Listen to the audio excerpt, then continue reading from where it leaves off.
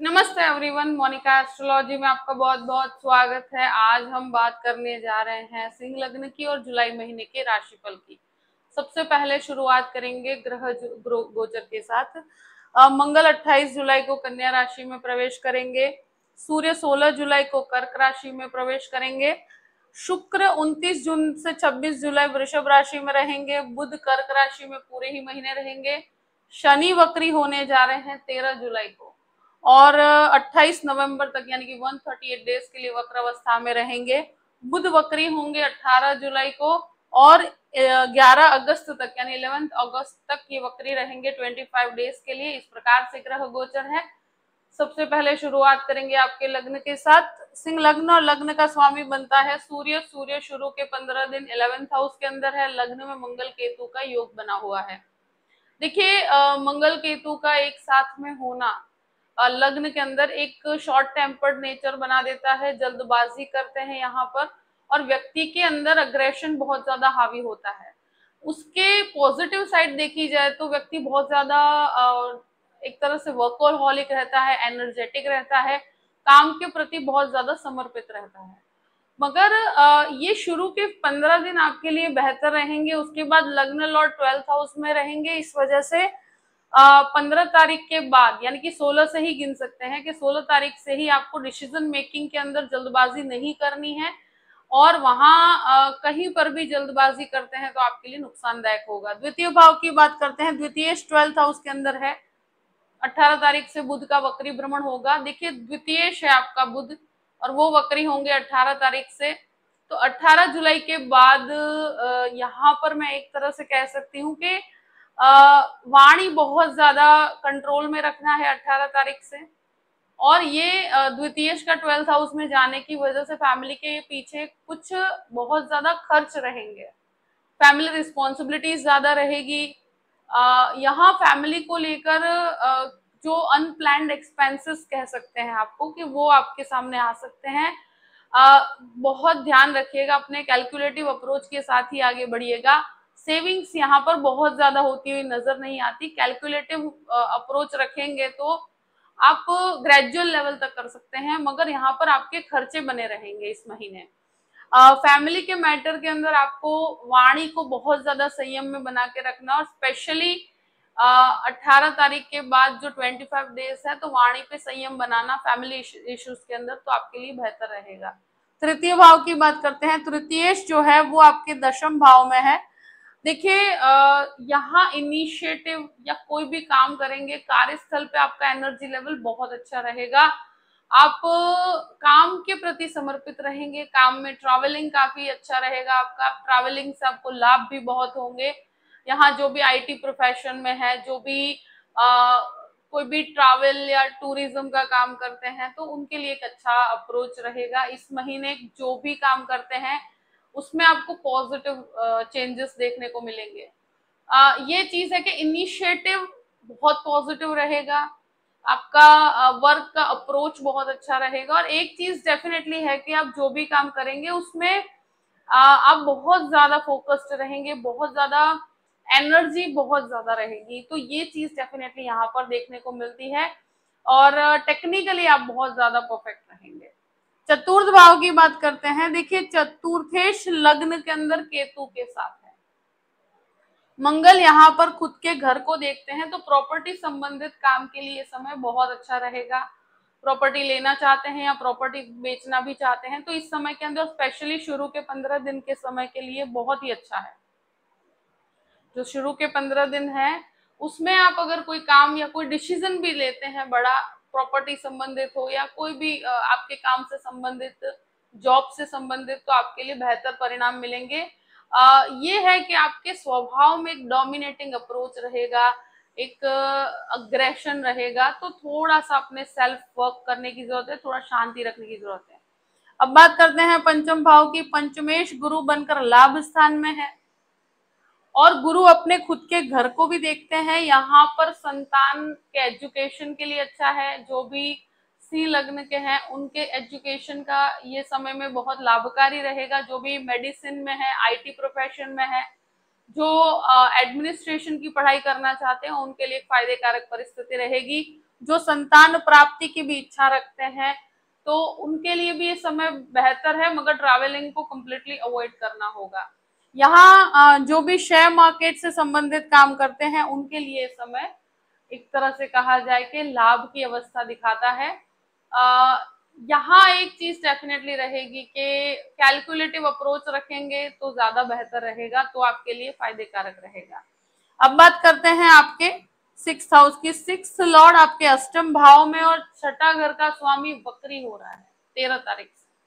तो एक चीज अपने स्वास्थ्य को लेकर बहुत ज्यादा सतर्क रहना है। बोन से रिलेटेड इश्यूज हो, ब्लड प्रेशर से संबंधित समस्या हो, यहाँ पर हार्मोनल प्रॉब्लम्स भी अगर कोई है तो वहां पर अपने स्वास्थ्य को लेकर ध्यान रखने की जरूरत रहेगी। वक्री शनि यहाँ पर छठे घर का स्वामी बनकर बैठा, उस पर मंगल का भी दृष्टि संबंध है, तो स्वास्थ्य को लेकर आपको ध्यान रखना। 16 तारीख के बाद का पूरा ही महीना आपके हेल्थ को लेकर कॉन्शियस रहने की जरूरत रहेगी।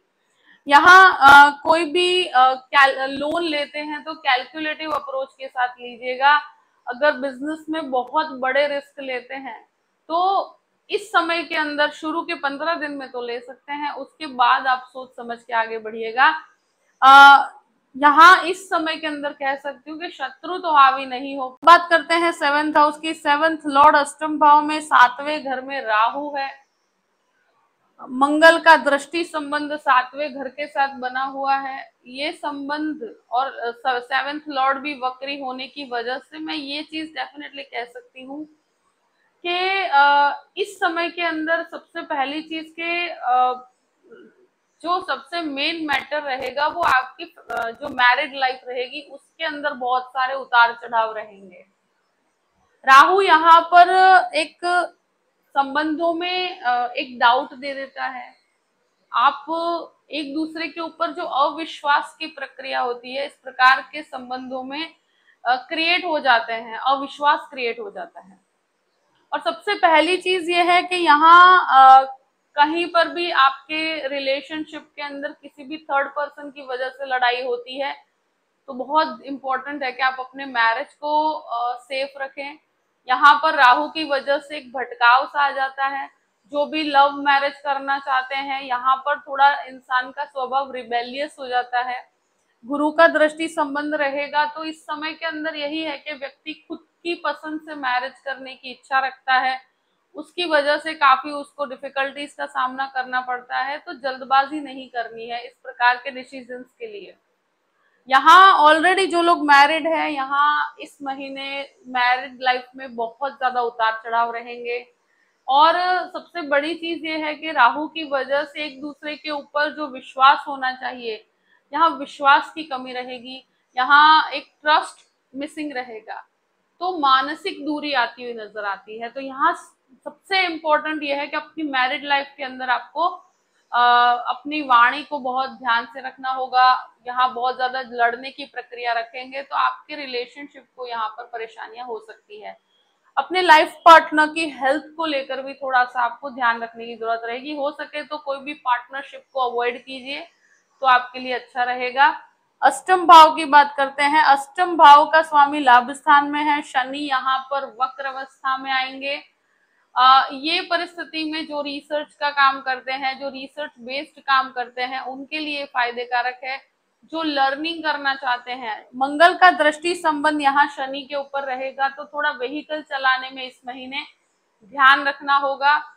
स्पेशली जो एक तरह से कहा जाए 16 तारीख से लेकर 30 तारीख तक का समय जो है आपको बहुत ही शांत रहना है। बहुत ज्यादा जल्दबाजी में कोई भी काम नहीं करना है। नवम भाव की बात करते हैं। नवमेश जो है लग्न में है, केतु के साथ है। जो मास्टर्स करना चाहते हैं, जो मेडिसिन में, आईटी प्रोफेशन में या लॉ के अंदर मास्टर्स करना चाहते हैं तो इस प्रकार के काम के लिए समय बेहतर रहेगा। ये है कि इस समय में जो लाभ का स्वामी यानी कि एक तरह से लाभेश की जगह पर आपका लग्न लॉर्ड है इनिशियल 15 दिन तक, और आपका भाग्य का स्वामी आपके लग्न में है तो कहीं ना कहीं भाग्य का सपोर्ट रहेगा आपको और भाग्य से चीजें बनेंगी। मगर आपके अंदर कोई भी प्रकार का ईगो नहीं बनना चाहिए।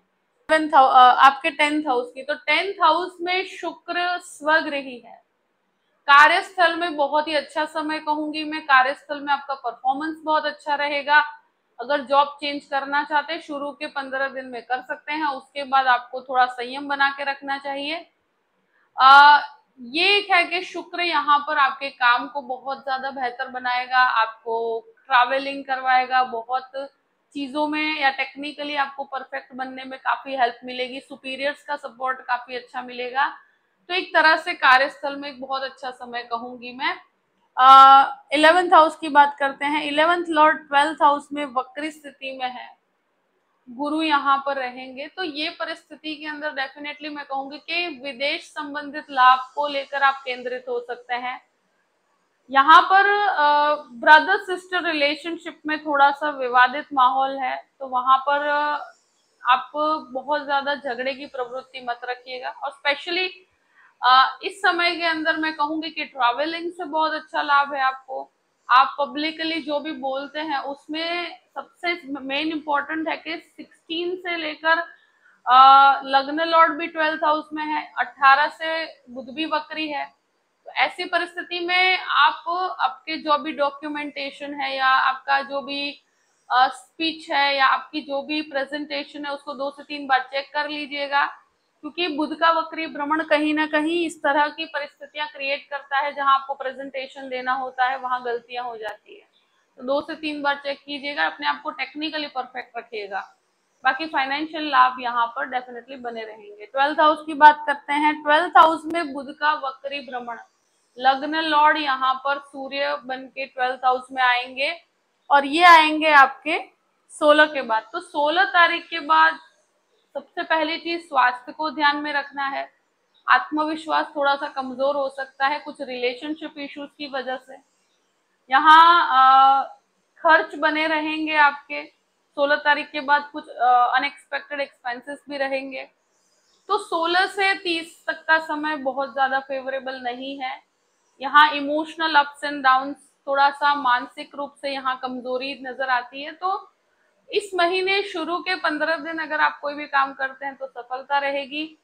बाकी स्पेशली कहा जाए कि कोर्ट कचहरी के मैटर के अंदर आपको 16 तारीख के बाद 30 तारीख तक कहीं पर भी अपनी वाणी को गलत डायरेक्शन नहीं देना है, बहुत संयम में रखिएगा वाणी को, तो आपके लिए बेहतर रहेगा। अगर कोई लीगल मैटर चल रहा है तो यहाँ पर आपको 16 से 30 तारीख तक थोड़ी सी परेशानी का सामना करना पड़ सकता है। अगर खुद अंडरस्टैंडिंग के साथ इस चीज को खत्म करते हैं तो बेहतर है, क्योंकि ये कहीं ना कहीं फालतू एक्सपेंसेस, ओवरलोड एक्सपेंसेस यहाँ पर परेशान कर सकते हैं। मैं एक ही चीज कहूंगी कि अगर विदेश संबंधित कोई भी काम है, वहां पर कोई रुकावट हो रही है या कोई डॉक्यूमेंटेशन भी करते हैं, तो वहां आपको 2 से 3 बार हर चीज को चेक करना है, क्योंकि यहाँ गलती होने की संभावनाएं बनती है। इस महीने शुरू के 15 दिन आप जो भी काम करते हैं वहां एक आत्मविश्वास रहेगा। और 16 के बाद आपको बहुत जल्दबाजी नहीं करनी, थोड़ा सा अपने आप को समय दीजिएगा, हर चीज के अंदर कुछ सीखने की प्रक्रिया रखिएगा। यहाँ आपको रिजल्ट्स में थोड़ी कमी रहेगी, आत्मविश्वास में कमी रहेगी, तो वहां पर आपको किसी न किसी की सलाह लेकर काम करना है। जो भी परिस्थिति है मैंने आपके सामने रख दी है। आई होप कि वीडियो आपको पसंद आया होगा। पसंद आया हो तो लाइक भी कीजिएगा और सब्सक्राइब भी कीजिएगा। Thank you so much. जय श्री कृष्णा।